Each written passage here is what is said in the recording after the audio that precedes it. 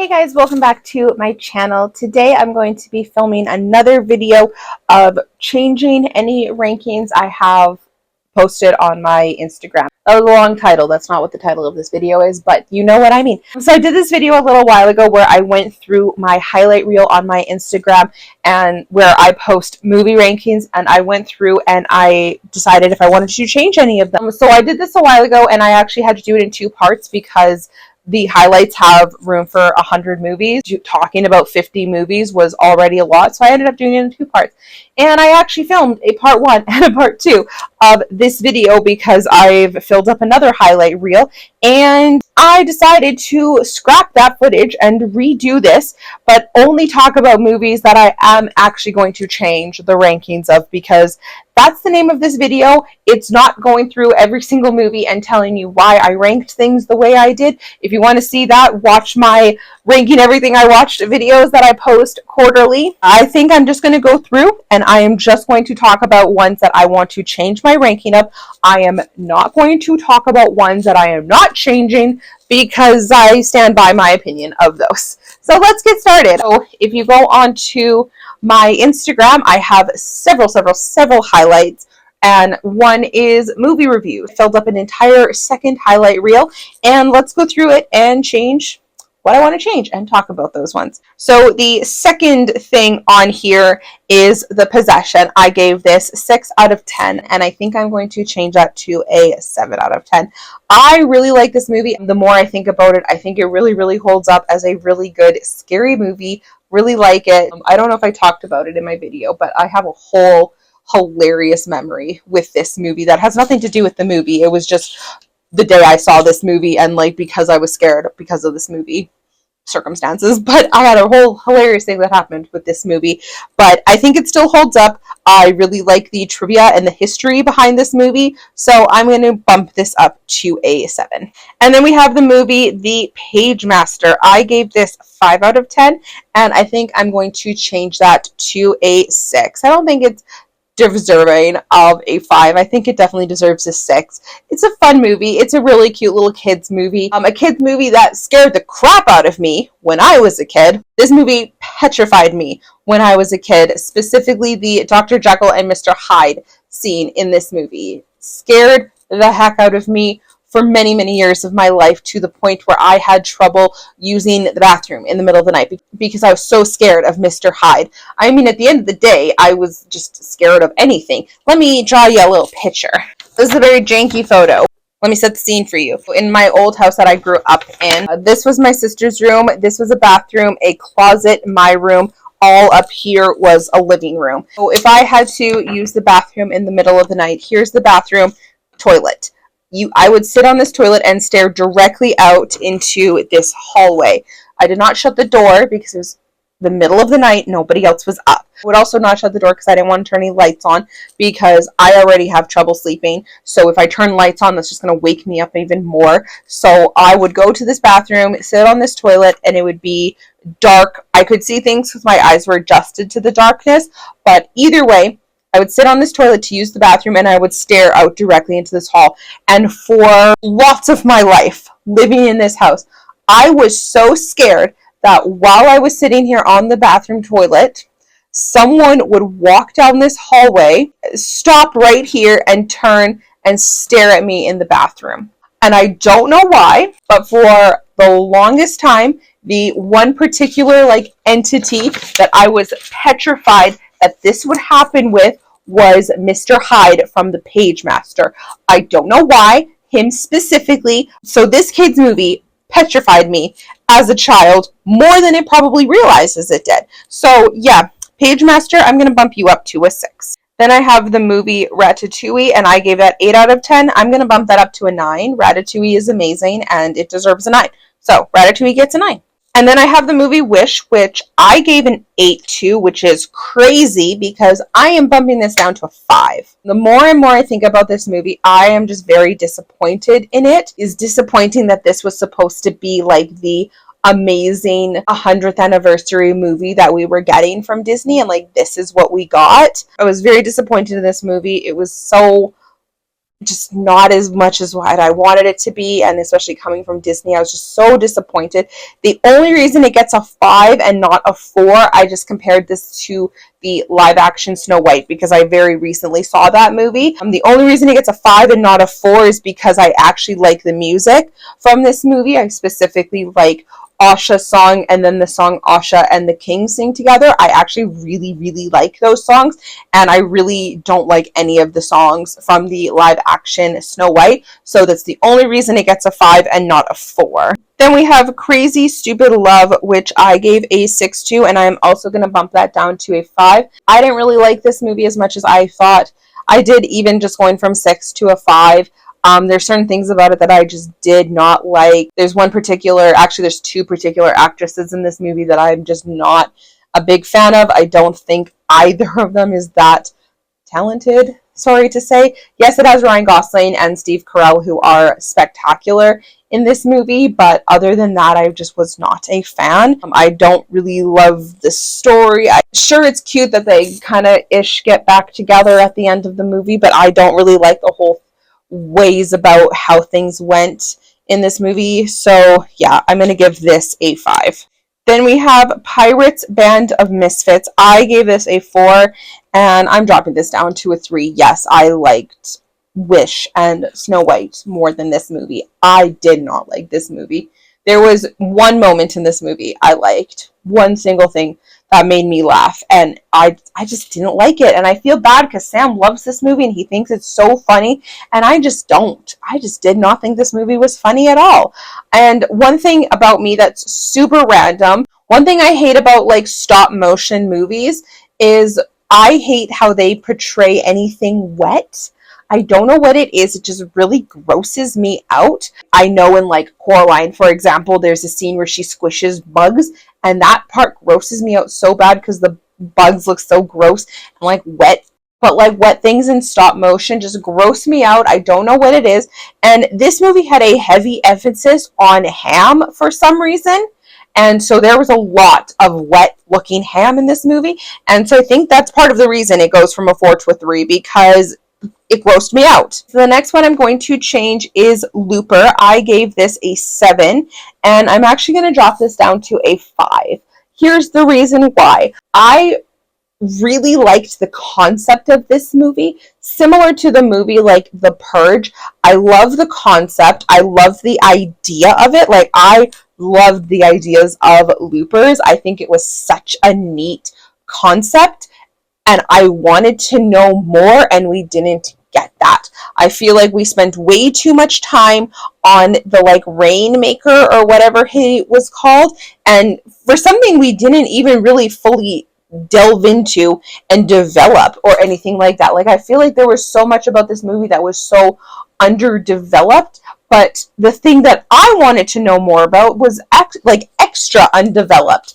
And I just wanted to know more about loopers and like their lifestyle and like how does one become a looper and like the whole idea of like time travel and stuff. I think it is so cool.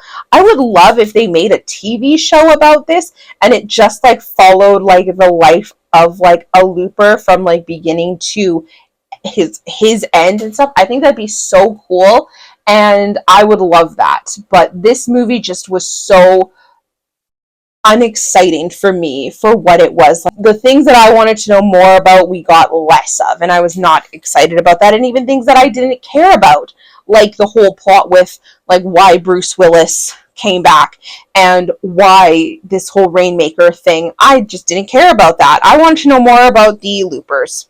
And then right after Looper, I have Don't Worry Darling, which I gave a 4 to. Earlier in this highlight reel, I actually have Booksmart, which both movies are directed by Olivia Wilde. If you're going to choose an Olivia Wilde movie to watch, make it Booksmart. This I'm dropping from a 4 to a 2. And the only reason it even gets a 2 is because Florence Pugh is amazing. She is the only good part about this movie. And this movie just has nothing to it. Nothing is explained very well. I just didn't like it at all. I didn't like the ending. The only good thing about this movie is that Florence Pugh is amazing. And like this could have been such a cool movie, like similar to again Looper and like The Purge. The idea of this movie is so interesting and I want to know more, and they gave me nothing. Next movie I am changing, and I feel like I'm going to get a lot of hate for this, but I am changing my score from Moulin Rouge.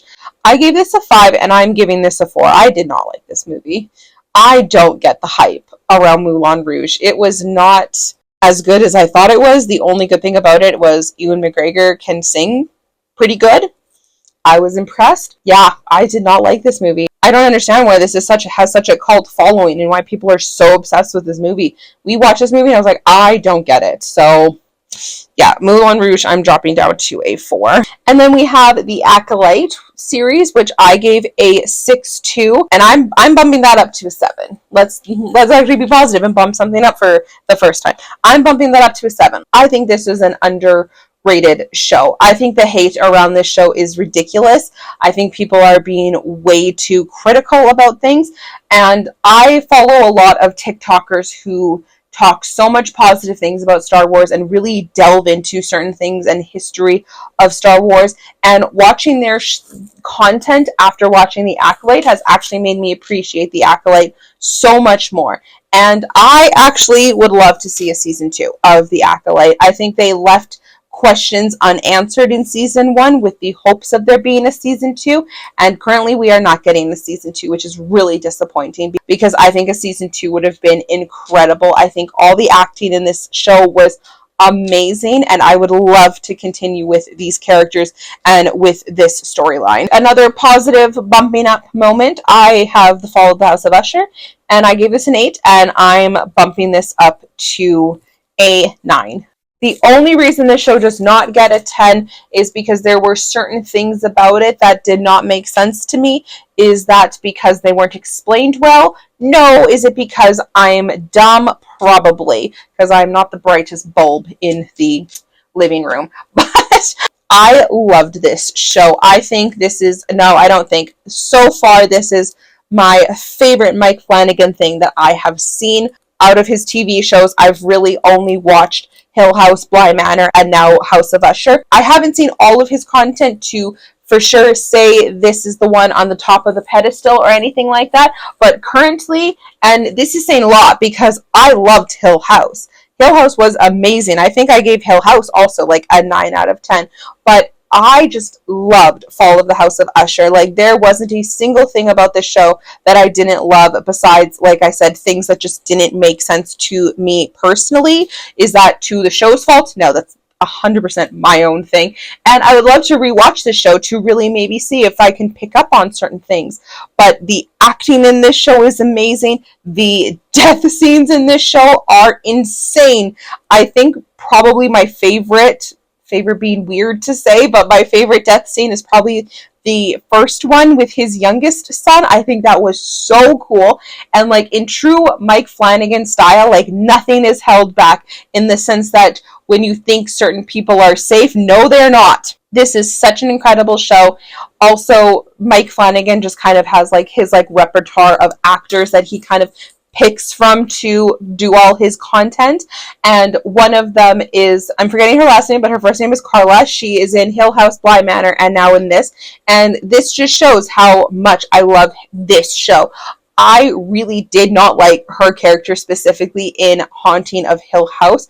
I kind of thought she was kind of an obnoxious character, and she's like, I'm not a regular mom, I'm a cool mom type of a person, and I just didn't like her character, but I loved her in Fall of the House of Usher. I thought she was so cool, and like the reveal of like who she really is was so good, and I thought she did amazing. I think every actor in this show did amazing, and like Mike Flanagan is doing such incredible things. I personally haven't heard anyone compare him to Ryan Murphy, but I feel like he's doing similar-ish to Ryan Murphy in the sense that he, like I said, he has this like pool of actors that he's constantly picking through to play certain things. However, Mike Flanagan, I will watch and probably love absolutely everything he's done.